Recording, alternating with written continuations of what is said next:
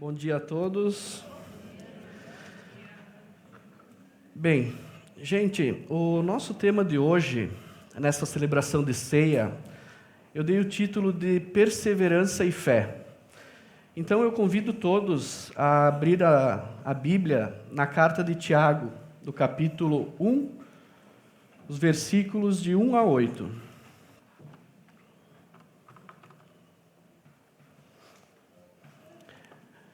Tiago, capítulo 1, dos versículos de 1 a 8.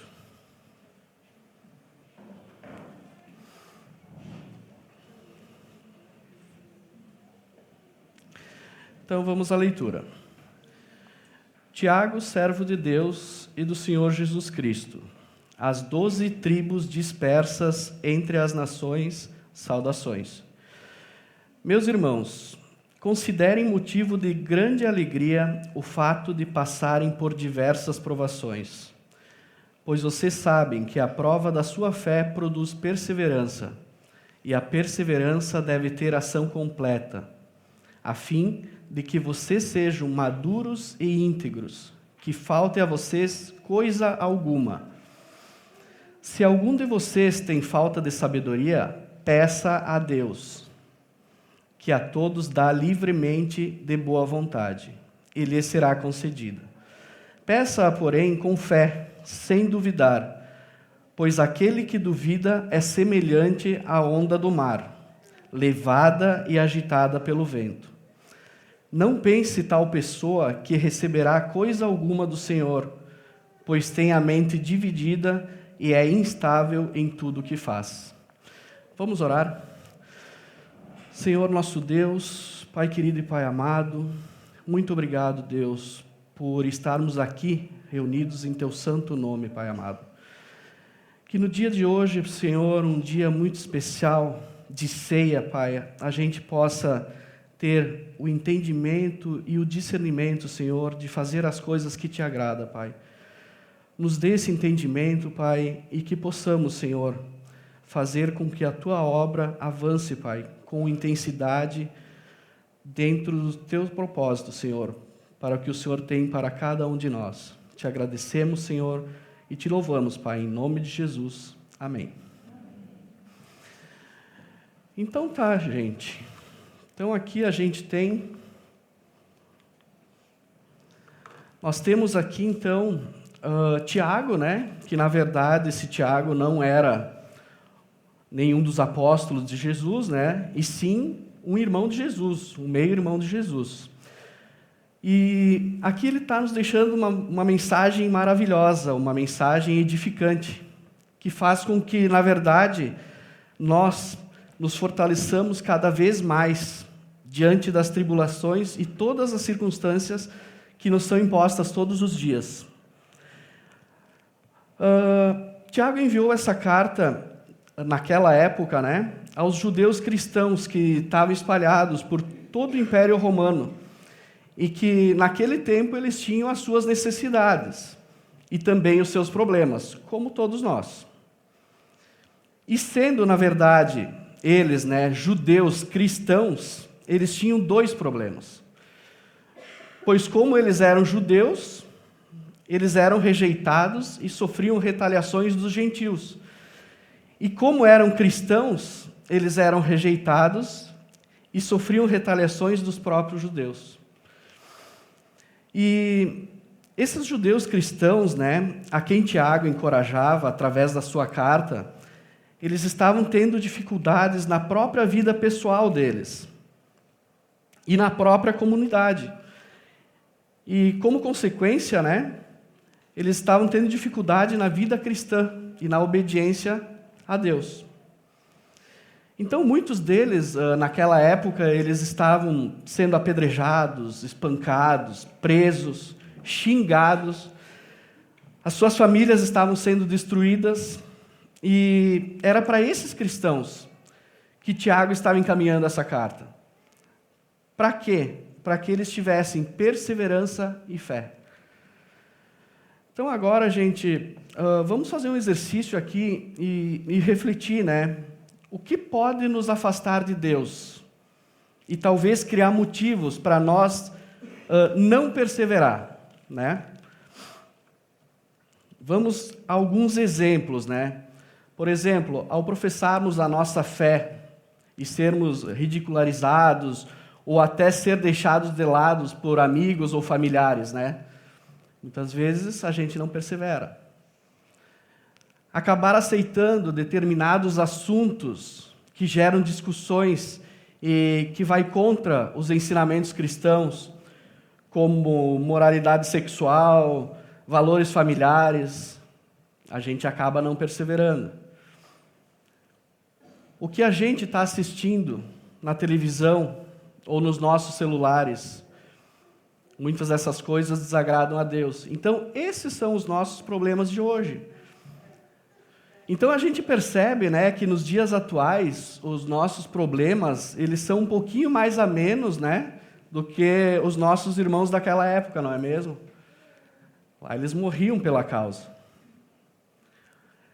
E em Hebreus 11:6 diz o seguinte, que sem fé é impossível agradar a Deus, pois quem dele se aproxima precisa crer que ele existe e recompensa aqueles que o buscam.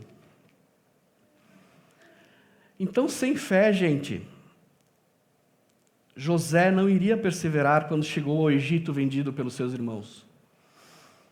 Sem fé, José não iria perseverar quando foi acusado por Potifar de ter molestado sua esposa e ser jogado na prisão. Sem fé, José não iria perseverar quando foi esquecido na prisão por mais 2 anos depois de ter revelado os sonhos do chefe dos copeiros e do chefe dos padeiros ao faraó. E ele perseverou por muito tempo diante das provações. E Deus fez o que com ele? O recompensou, o tornando governador do Egito e podendo salvar toda a sua família da fome que devastava todos na época. Isso é perseverança. E a fé, pessoal, ela é o canal pelo qual todas as bênçãos de Deus chegam a nós. Sem fé, tudo o que podemos fazer é pecar. Se as nossas ações, elas não são coerentes com a nossa fé cristã, então tudo o que fizermos será desagradável a Deus. E muitas vezes, gente, diante da provação, né, nós ficamos sem entender, ficamos nos perguntando por que isso está acontecendo comigo, ou por que isso aconteceu comigo. É por isso que é importante termos fé. Mas fé em quê, né? Fé em um Deus que é um Pai amoroso e que demonstra o seu amor dia após dia. E como diz lá no final do versículo de Hebreus, e que recompensa aqueles que o buscam. Mas muitas vezes nós temos uma fé pequena e uma fé fraca. E quando isso acontece, nós devemos olhar a palavra de Deus e as suas promessas. Por exemplo, o que a gente está fazendo aqui no dia de hoje? A ceia do Senhor. E o que nós vemos aqui, na nossa frente aqui? Muita gente vai ver, né? Uns pãezinhos, suco, né? Mas o que a gente tem que ver? Nós temos que ver um banquete celestial. Esse é o momento, gente, que Deus nos dá para nos lembrarmos do sacrifício que Jesus fez para que o nosso relacionamento com o Pai, né, seja restaurado.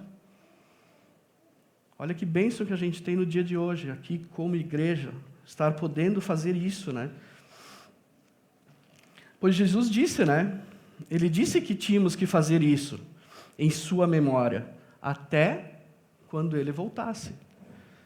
E nós vamos fazer. Isso é fé. Então, as provações, elas nos ensinam lições que nunca poderíamos aprender de outro modo. Pois senão, o que acontece conosco?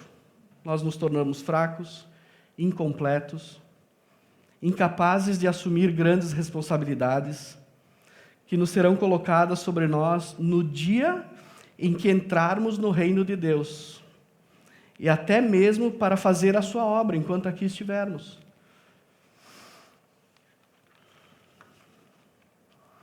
Vamos ver um exemplo agora bem típico da própria natureza, né? Por exemplo, imaginem as borboletas. Elas devem se esforçar para sair dos seus casulos, não é mesmo? Se a gente vai lá e quebra o casulo com o intuito de pensar assim, não, nós estamos fazendo um favor para essa borboleta, né? Para essa pequena criatura. O que vai acontecer com a borboleta? Ela vai ficar doente, vai ficar fraca. Por quê?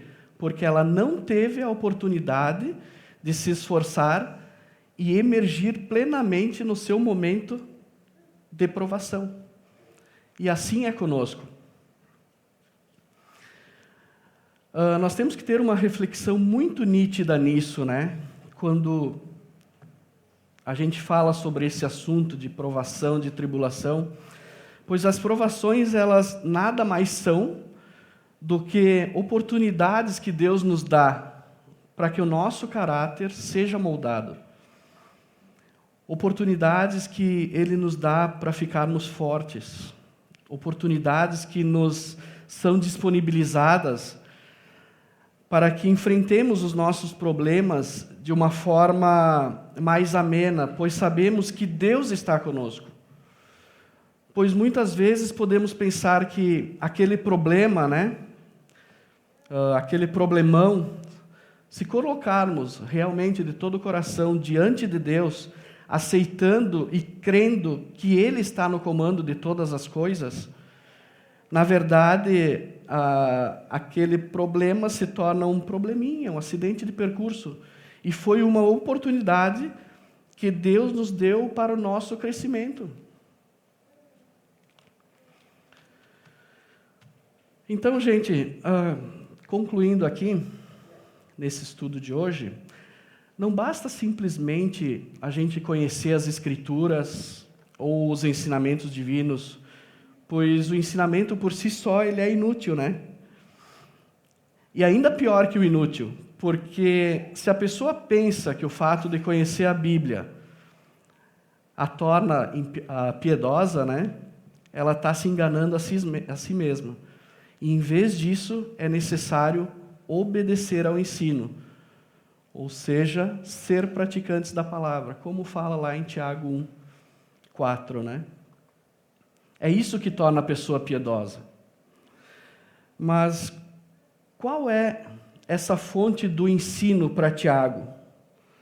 São os ensinamentos e os mandamentos de Jesus. Não é ouvir as suas palavras, e sim obedecer. E a gente pode conhecer uma pessoa piedosa pelo seu estilo de vida e o modo que ela vive. E por isso que é muito importante, dentro de uma caminhada com Cristo, falo por experiência própria, que a gente possa pedir conselhos. A importância de estarmos dispostos a sermos aconselhados por alguém, de andar junto com alguém. Ou seja, de reconhecer e aceitar que somos falhos, somos pecadores. E queremos evoluir como filhos de Deus. Mas para isso nós temos que estar dispostos a ouvir muitas vezes o que os nossos ouvidos não estão dispostos a escutar. Porém, temos que lembrar que ao ser aconselhado por alguém dentro da nossa igreja, Aliança Bíblica de Farroupilha, essa pessoa, com certeza, ela tem uma vivência mais evoluída que nós, né? E ela está disposta a contribuir para o crescimento espiritual nosso, desde que a gente queira. Então, gente, nós devemos estar dispostos e entender que as provações em nossa vida, elas produzem em nós uma perseverança e uma busca constante pela santidade em Jesus Cristo. Ela faz com que o nosso caráter e a nossa vivência enquanto aqui estivermos, ela seja refletida às outras pessoas e às pessoas próximas a nós, fazendo com que, de certa forma, as impacte e sejam atraídas a conhecer a esse Deus ao qual a gente serve, né? E fala ali em Hebreus, recompensa aqueles que o buscam. Aqui eu quero dar um pequeno depoimento que aconteceu comigo essa semana, que na sexta-feira, no dia do aniversário da minha excelentíssima esposa, nós estávamos os dois apenas em casa, tomando um vinho na frente do fogão e refletindo sobre isso. Nós temos 3 filhos, nossa filha mais velha hoje, depois de 6 anos andando nos caminhos do Senhor. Meus 2 filhos trabalhando, estavam em casa, né? Muitas vezes a gente vê situações em que os filhos estão na rua, estão em volta. Então a gente estava vendo essas pequenas coisas que Deus fez com nós, né, durante esse período. E a gente disse, Deus é bom. Realmente Deus é bom. Então isso nos faz a gente entender o que o apóstolo Paulo estava falando lá em Hebreus, e que recompensa aqueles que o buscam. Às vezes a gente pensa que a recompensa é algo material, é alguma outra aquisição, mas a gente tem que ter esses olhos espirituais e ver que recompensa no reino de Deus, muitas vezes não é o que as pessoas aqui pensam que é, né?